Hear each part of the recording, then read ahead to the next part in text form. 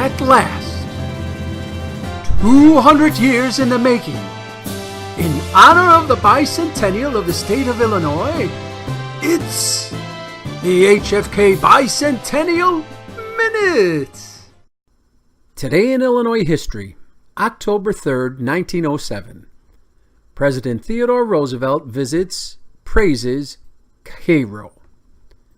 Teddy Roosevelt made a visit to the state's southernmost city and seat of Alexander County to deliver a stirring speech extolling the virtues of the town and its people on this day in Illinois history. Here is the breeding place not of disease, he said, but of heroes, the best people that ever trod the face of the earth.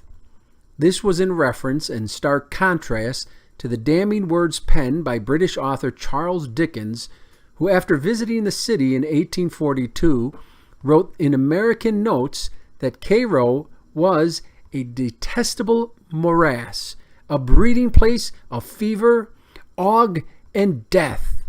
Dickens used Cairo as the model nightmare city of Eden in his novel Martin Chuzzlewit the following year.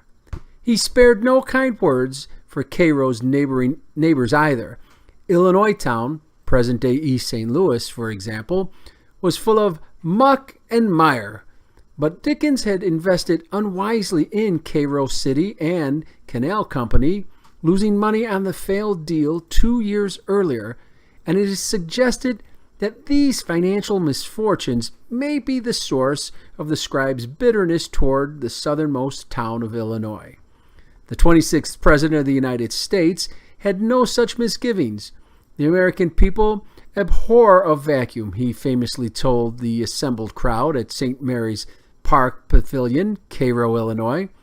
Destination of Tom Sawyer in the fictional adventures of Tom Sawyer was anything but a vacuum, resembling its Egyptian namesake as a river delta city. Cairo was visited by two of Roosevelt's successors, President William H. Taft in 1909 and President William J. Clinton in 1996.